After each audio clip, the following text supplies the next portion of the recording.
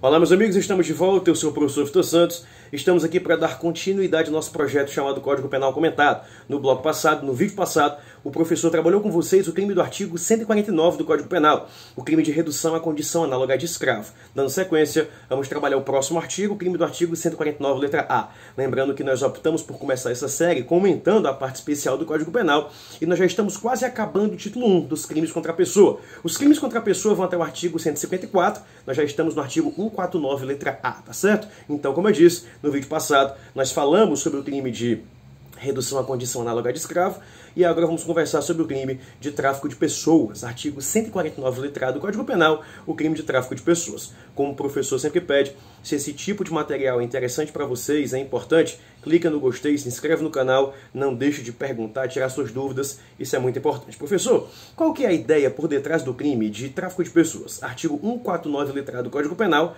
qual que é a ideia por detrás desse crime? É muito tranquilo.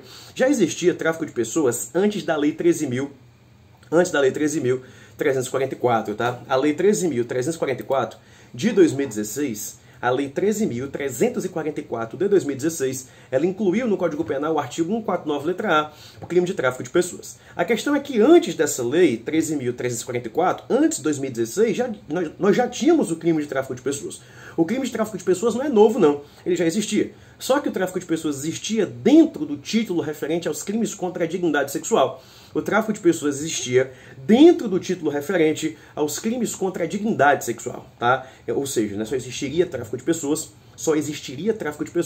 se houvesse o fim libidinoso, né? Se houvesse ali a intenção de praticar a conjunção carnal, a cópula, né? Se não houvesse, então, fim libidinoso, nós não teríamos o tráfico de pessoas. Hoje em dia isso mudou, o tráfico de pessoas, né, ele saiu do título referente aos crimes contra a dignidade sexual e ele migrou para o título referente aos crimes contra a pessoa, dentro do capítulo dos crimes contra a liberdade individual, dentro da seção dos crimes contra a liberdade pessoal. Pessoal, é um crime bem tranquilo, o crime do artigo 149, letra A, ele é muito autoexplicativo, mas como é um crime tecnicamente mais recente, de 2016, ele é muito cobrado em prova de concurso. Vamos trabalhar então as condutas aqui, começando pelos vários verbos, né? Trata-se, em verdade, de um crime plurinuclear. E ele começa o seguinte, artigo 149, letra A, tráfico de pessoas. Agenciar, aliciar, recrutar, transportar, transferir, comprar, alojar ou acolher, né? São 8 verbos, tá? Pessoa, mediante grave ameaça, violência, coação, fraude ou abuso, com a finalidade de... Bom, vamos trabalhar um pouco então a conduta, né? Na conduta, pessoal, nós encontramos um verdadeiro crime plurinuclear. Eu tenho vários núcleos. Pratica o crime de tráfico de pessoas, aquela pessoa que agencia, né? Aquela pessoa que agencia, que faz ali a negociação. Aquela pessoa que alicia, que convence. Aquela pessoa que recruta, quem chama. Aquela pessoa que transporta. O simples fato de você levar a pessoa de um local para o outro. Aquela pessoa que transfere. Aquela pessoa que compra, obviamente. Aquela pessoa que aloja, que guarda. E aquela pessoa que acolhe, que toma de conta da pessoa que chega traficada. Tá certo? Então esses são os núcleos que nós encontramos aqui no artigo 149, letra A do Código Penal. Essas são as condutas, as formas de praticar o crime de tráfico internacional de pessoas. Obviamente que se trata de um tipo penal misto alternativo. Você não precisa praticar mais de um núcleo. Praticar um núcleo só, o crime já está consumado. Modus operantes. Nós só teremos o crime de tráfico de pessoas se o transporte, né, o comércio, a transação for realizada mediante grave ameaça, mediante violência, mediante coação, mediante fraude ou mediante abuso, tá, pessoal? Ou mediante abuso.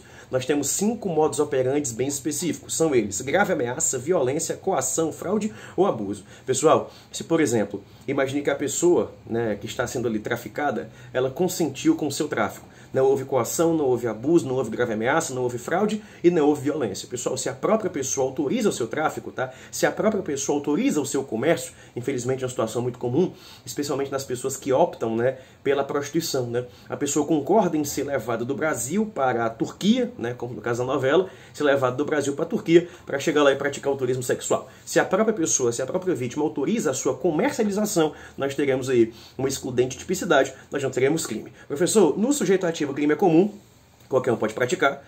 No sujeito passivo, o crime também é comum, qualquer um pode ser vítima, mas o detalhe especial vem aqui. Esse crime, ele obviamente é um crime que só existe se praticado dolosamente. Este crime, ele é um crime que só existe se praticado dolosamente. Só que aqui vem o pulo do gato, digamos assim. Para que eu tenha o crime de tráfico de pessoas, é necessário um desses dolos específicos que o professor vai passar para vocês agora, tá? Nós só teremos tráfico de pessoas se houver uma dessas finalidades específicas. Primeira, o fim de remover-lhe órgãos, tecidos ou partes do corpo, né? Que coisa macabra, coisa sinistra. Esse é o primeiro dolo específico, né, para que eu tenha o crime de tráfico de pessoas. O traficante, ele tem que estar fazendo aquele comércio, aquela transferência, aquele transporte, com o fim de remover da pessoa órgãos, tecidos ou partes do corpo, tá? Ou partes do corpo. Segundo elemento subjetivo específico, submeter-lhe a trabalho em condições análogas a de escravo, né? Traficar aquela pessoa, transportar, acolher, alojar, com o fim de transformá-la, né, em condição análoga à de escravo. Submetê-la a qualquer tipo de servidão, adoção ilegal ou exploração sexual.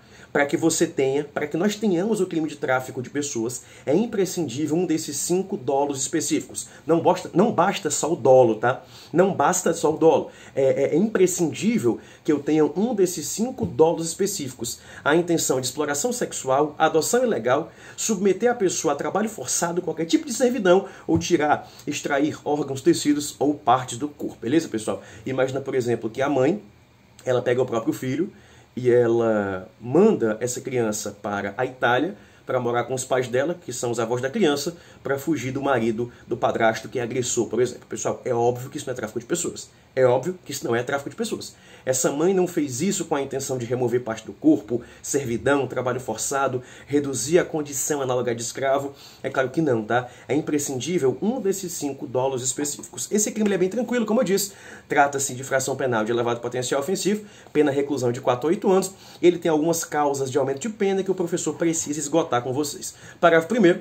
A pena é aumentada de 1/3 à metade se, inciso 1º, o crime for cometido por funcionário público no exercício de profissão, né, das suas funções, ou a pretexto de exercê-las, tá? Aqui nós temos aquela clássica causa de aumento de pena funcional, né? Se é um funcionário público no exercício da função que realiza o tráfico, nós teremos aqui a pena aumentada. Inciso 2º. Se o crime for cometido contra criança, adolescente ou pessoa idosa ou com deficiência, né, também vai ser aumentada a pena de 1/3 à metade.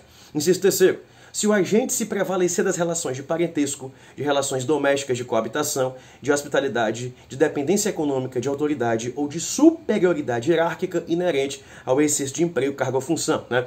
Quando nós temos aqui aquela relação de hierarquia e a pessoa hierarquicamente superior usa as suas, né, atribuições, as suas funções para conseguir realizar o tráfico, a pena também vai ser aumentada.